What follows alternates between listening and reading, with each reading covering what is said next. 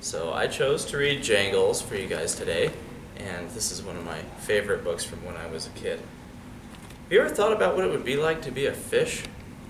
Slimy. Slimy. Yeah, it would be slimy. It'd be fun to swim around all day. It would be fun. I would love to play in the water all day. Be fun. Right. This is Jangles, a big fish story.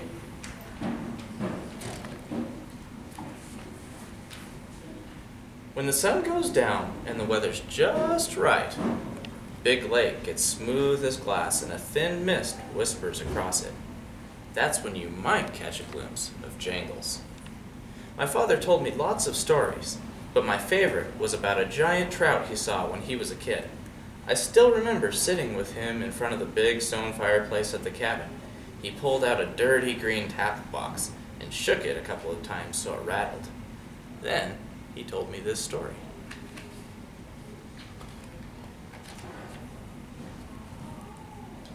When I was a kid, Jangles was the biggest fish anyone had ever seen. Or heard. That's right, you could hear Jangles. He'd broken so many fishing lines that his huge crooked jaw was covered with shiny metal lures and rusty old fish hooks of all shapes and sizes. They clinked and clattered as he swam. That's why he was called Jangles. He looks mean. He looked kind of mean, kind of scary. I feel bad for him. I know. How do you think that'd feel? All those fish hooks in you? That's no good. How'd he eat? I don't know.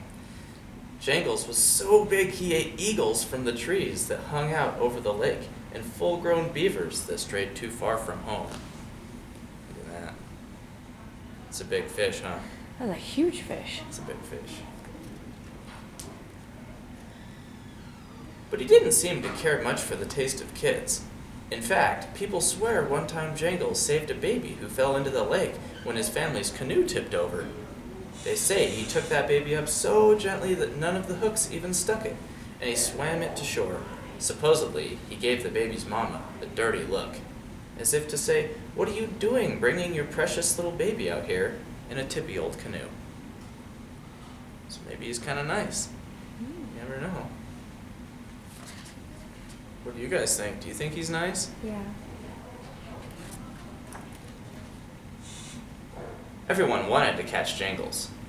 They held big tournaments with lots of prize money, but no one could bring him in. He was too smart and too strong, and he lived too deep down in the middle of the lake. They tried all sorts of tricks, like using whole turkeys for bait. Whole turkeys? Yeah. Big turkey. Wow. Look at all of them. They're going nuts, huh? You think you'd be trying to catch Jangles? No? Yeah. No. Too big? Too much? I could handle it. One fellow even tried dynamite. You guys know what dynamite is? Stuff that goes boom. Yeah. He threw big cans of tuna fish in the water and waited till he heard Jangles coming. Then he lit a stick of dynamite and tossed it into the lake. I don't know if it hit a rock or something, but the dynamite came flying back out of the water and into his boat and blew it to smithereens. Then he had to swim all the way back to the dock.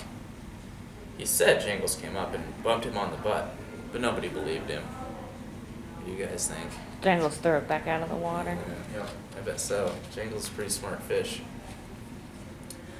One time, when I was about your age, I was fishing over where the creek comes to the lake, and my anchor came loose. I was concentrating so hard on catching a fish that I didn't notice I was drifting way out into the middle of the lake. There wasn't another soul out there, and it was getting dark. Uh-oh. You better go home. Better go home. Just when I realized where I was, I felt a tug on my line. Not a real big tug, but something was on the other end.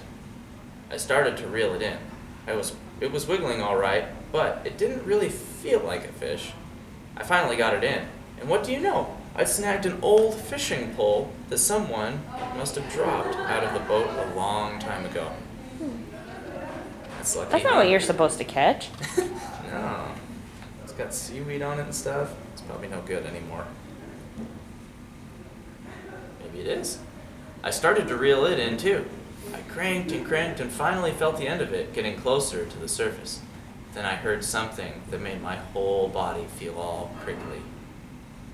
It was kind of soft at first. Tinkle, tinkle, tingle. But then it started to get louder. Tinkle, jingle, jangle. Now, I used to dream all the time about catching jangles, but right then, I was scared to death. Just when I saw the lure at the end of the line, a gigantic shadow came out from the deep darkness and swallowed it up. You guys think it's Jangles? Yeah. What's gonna happen? My rod bent nearly in half. I was hanging onto it like it was my first dollar when Jangles suddenly swam under the boat and pulled me right over the side into the cold, black lake. Down we went like crazy horse and buggy. Pretty soon I noticed I could still breathe, and the water wasn't cold anymore. That looks like a pretty wild ride, huh? Some huge fish. It's a big fish. Look at it. Where do you think they are? An old boat? Let's find out. Finally, we came to a cave in the deepest part of the lake.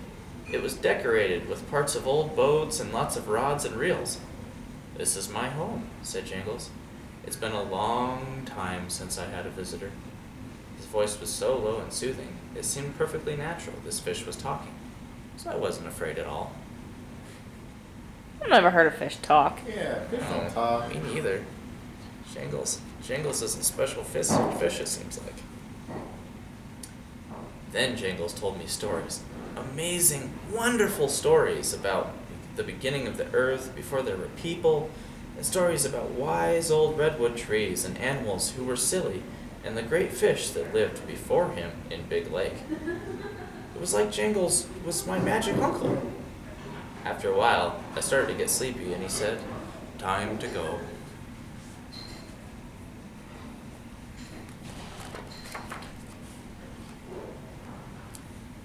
He told me to hang on to the big fin on his back. I still had the old rod in my hand, and as we swam up in the water, it turned from black to purple. I slowly pulled out some line and made a bunch of long loops. When we reached the surface, Jangles swam alongside my boat. Quick as a minnow, I hopped off the great fish's back and threw the coils of line around him. Then, with a sharp yank, I spun him upside down. You might not know this, but when you turn a fish upside down, even a big, old, smart fish like Jangles, it gets confused and can't hardly move, like it's paralyzed. That's not nice. No, that's not nice. Poor Jangles. "Gotcha!" I shouted. Jangles just lay there, but he could still talk. "You tricked me," he cried. "I told you secrets from the beginning of time, and this is how you thank me?" "You're a fish," I said. "I've caught you." "Set me free," Jangles urged. "I am more than a fish. I'm a storyteller, and a story." "A story no one will believe if I let you go," I replied. Then Jangles asked me, "Is that more important than doing what's right?" I would let him go. Yeah. Have you guys ever had an experience where you had the choice to do the right thing, but it wasn't the fun thing?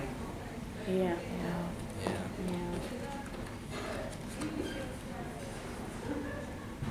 I thought of all the wondrous things I'd heard that day.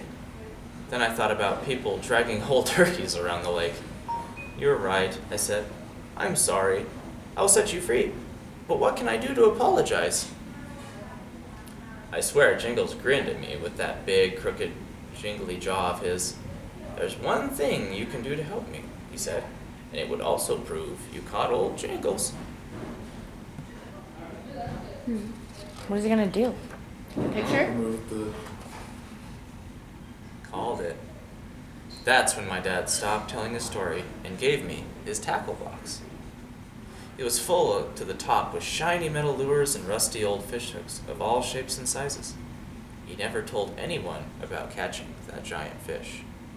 He kept it a secret until that night when he told me. And now, I'm telling you. The end.